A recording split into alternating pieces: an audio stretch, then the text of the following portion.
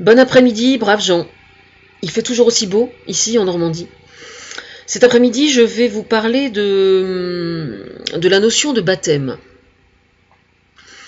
Alors, jusqu'à preuve du contraire, sauf erreur de ma part, la notion de baptême, jusqu'alors, est directement rattachée à la religion catholique.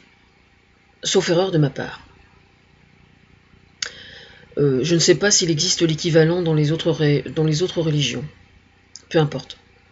C'est une forme d'identité chez les catholiques, au point que certains considèrent que ne pas être baptisé, c'est comme si on n'existait pas. J'exagère à peine. Moi, je ne suis pas comme ça. J'ai été baptisé, je m'en porte pas plus mal, mais si je n'avais pas été baptisé, je pense pas que ma vie aurait été foncièrement aussi différente que cela. Mais c'est pas pour ça que c'est pas sur ce point-là particulièrement. Je veux parler du baptême sur moi, ce que j'en vois, en dehors du fait d'être un acte d'appartenance à une religion. Ce que je trouve très important, moi, dans la notion de baptême, c'est le fait que lors du baptême, on choisisse un parrain et une marraine pour un enfant. Je précise cela parce que il se trouve que quand on se retrouve dans la difficulté, quel que soit l'âge qu'on ait, que ce soit enfant ou que ce soit dans la vie d'adulte, si on a eu la chance d'avoir un parrain et une marraine, on peut se tourner vers eux.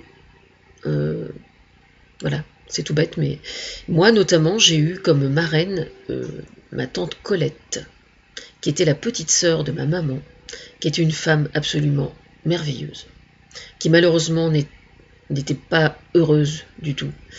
Mais quand elle venait chez sa grande sœur, tous ses problèmes disparaissaient et on rigolait bien.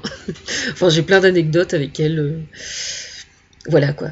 C'était Colette. Et c'est pas pour rien aussi que je suis très attachée à l'écrivain aussi, Colette. Je crois pas mal, enfin, pour ceux qui n'auraient pas compris, je crois beaucoup à la caractérologie des prénoms. C'est-à-dire que quand on choisit un prénom, ça n'est jamais vraiment complètement hasard. Si ma fille aînée s'appelle Clémentine, ça n'est pas un hasard non plus. Et Dieu sait qu'en tant que prof, s'appeler Clémentine, c'est pas un hasard. Parce qu'ils sont confrontés quand même à des choses pas tristes. Mais je m'éloigne un peu. Oui, alors ce qui importe pour moi, donc, c'est le fait d'avoir un parrain et une marraine. Alors, c'est important parce que moi, je me souviens, par exemple, que quand j'ai fait ma communion privée, la fameuse communion où j'avais refusé d'aller me confesser, d'ailleurs, ma tante Colette m'avait offert une rose blanche qui était dans un soliflore. Et je me souviens que maman m'avait dit on va la mettre dans une pièce au frais là, derrière. Alors du coup on n'en profitait pas quoi. Mais elle m'a dit mais elle va vivre beaucoup plus longtemps dans le soliflore si elle est dans une pièce fraîche que si on la laisse dans la cuisine. Le résultat c'est qu'elle a vécu plus longtemps mais on n'en a pas profité quoi. Enfin bon, c'est un détail. Sinon mes parents j'aime beaucoup les rosiers blancs aussi. Enfin toutes les fleurs blanches en général, et c'est pareil, c'est pas un hasard, c'est pour la symbolique par rapport au fait que je sois une ancienne traumatisée sexuelle. Bon, mais revenons-en au baptême. J'ai pour projet moi de créer le baptême civil. Oui, vous avez bien entendu. Il existe un mariage catholique et un mariage civil, donc on fait d'abord le mariage civil et le mariage religieux ensuite. Eh bien, pour le baptême, on pourrait très bien faire la même chose. Ainsi, un enfant pourrait se trouver baptisé civilement. Et ce qui n'empêche absolument pas le baptême religieux après, moi, ça ne me pose absolument aucun problème. Mais ça permettrait à des gens qui ne sont pas religieux ou qui ne croient pas en Dieu de pouvoir accorder le titre de parrain et marraine à des parents ou à qui que ce soit, ça peut être un ami, ça peut être n'importe qui, en qui ils aient vraiment confiance, et qui pourrait venir les aider, voire se substituer aux parents quand il y a un très très grave problème. Je pense notamment, quelquefois on est confronté à la maladie, à la mort, enfin il peut se passer n'importe quelle tuile. Malheureusement en tant que parent, personne n'est à l'abri de se trouver devant un problème extrêmement grave. Et je pense à ça parce que j'ai lu encore ce matin, ou entendu, je sais plus où, le 115 qui est un numéro d'urgence pour les femmes qui sont maltraitées, etc. Bon, vous savez que j'accorde un prix extrêmement important aux détresses des femmes en général, et il se trouve qu'il y a beaucoup de femmes qui sont dans la détresse, qui se retrouvent avec des jeunes enfants, j'entendais ce matin, qui sont virés, c'est-à-dire que le mec vire la mère avec les enfants, quoi. Vous voyez le style un peu. Oui, bah oui, mais bon, évidemment, c'est facile de leur jeter la pierre, mais c'est pas une solution, quoi. Je veux dire, elles ont peut-être de bonnes raisons de vouloir, elles aussi, partir. Voilà, c'est comme ça. Toujours est-il que, oui, je sais, il y a beaucoup de travail en amont à faire, mais s'il suffisait d'être religieux pour donner la solution, ça se saurait, je pense, à mon avis. Toujours est-il que ces gens-là ont besoin d'être aidés.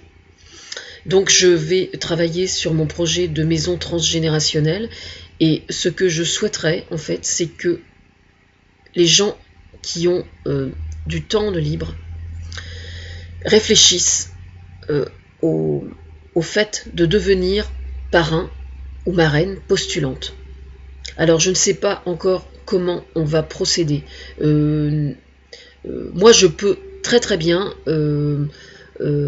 travailler avec des associations qui sont prêtes à relever le défi. Ce que je vais faire, c'est que je vais rédiger un topo sur le sujet que je vais poser sur mon blog, parce qu'il faut des traces écrites toujours quand on veut créer quelque chose. Il faut toujours que ce soit intellectuellement le plus parfait possible, bien sûr. Voilà, donc je vais travailler sur ce sujet, et j'ai notamment, je reviens à une certaine vidéo que je viens de voir justement, au sujet de femmes qui se retrouvent seules, qui sont au chômage avec leurs enfants en bas âge, et les enfants vont pas bien du tout. Alors c'est pareil, on peut critiquer, on peut mépriser, on peut dire qu'elles sont pas à la hauteur, elles font du mieux qu'elles peuvent. Elles n'ont pas toujours eu la chance d'avoir soit les bons exemples sous la main, soit le bon environnement, etc., etc. Et ça n'est pas une solution que de les incriminer ou de les stigmatiser. Donc notamment, une femme par exemple qui n'a pas de formation, qui veut travailler, et si jamais le gamin a été baptisé civilement, donc ça n'implique aucune adhésion d'ordre religieux, mais il se trouve que ce parrain ou cette marraine peut par exemple assurer de prendre le gamin pour faire les devoirs, ou l'accompagner au foot, etc., etc. Je tiens à préciser que le soutien est d'abord, la condition est d'abord d'ordre purement psychologique, bien évidemment, et affectif. Mais pas du tout pécuniaire, c'est pas du tout d'argent dont il est question, mais bien de soutien psychologique. Alors, par contre, ce que je peux faire, quels sont les critères pour être un bon parrain ou une bonne marraine d'un enfant qui est en demande par rapport à ça? Alors, il faut évidemment que les parents, ou que la maman seule, ou que le papa seul, soient demandeurs, bien évidemment. Les critères pour être un bon parrain et une bonne marraine consistent à accompagner l'enfant dans un esprit de tolérance, de compréhension, d'ouverture d'esprit, et de lui transmettre des valeurs humanistes. Oui, je sais, ça fait très... ça fait altruiste, pardon, pas altruiste, altruiste, oui, c'est altruiste, effectivement, ouais. Ouais, c'est vrai. Quand on est sur le bord d'une touche et qu'on accompagne un gamin dans un club de foot pour qu'il suive son accompagnement, et qu'on est sur la touche en lui disant vas-y, tu vas y arriver, bien oui, c'est parfaitement altruiste. Je pèse mes mots. C'est parce que le sport en équipe, c'est ça aussi, justement. Hein. Oui, comme quoi j'y arrive quand même. Hein. Je vois les gens. Je suis pas encore allée voir, on n'est pas couché avec Madame Fournéron, mais je vais y arriver, hein, vous inquiétez pas. Ça peut être accompagner le gamin à la médiathèque une fois par semaine, voilà. Mais j'insiste bien sur le fait que ça n'est pas d'argent dont il est question. Alors, les pièges dans lesquels il ne faut pas tomber quand on veut être un bon parrain ou une bonne marraine. Ne pas se laisser aller à comment dire, ne pas se laisser aller à être tenté de porter un jugement sur une mère sur des griefs négatifs qui auraient tendance à entretenir un climat haineux entre une femme, par exemple, qui est en rupture par rapport à sa famille. Parce que ça n'est pas souhaitable. Dans cette hypothèse-là, il faut prendre contact avec la Croix-Rouge et éventuellement avec un psychologue pour essayer de débloquer ça, quoi, de telle sorte que vous puissiez aider cette maman sans qu'elle ne salisse sa propre mère. Parce que c'est l'intérêt de l'enfant qu'elle ne salisse pas sa propre mère. Si sa propre mère ou son père, si elle est en rupture par rapport à sa famille, il est important de toujours faire ressortir ce qu'il y a eu de positif vis-à-vis de l'enfant. Et l'enfant ne vous sera que plus reconnaissant. Donc c'est pas toujours facile, parce que ça veut dire donc que pour être parrain et marraine, ça sous-entend qu'avec vos propres enfants, vous avez des relations saines aussi. Quant au mari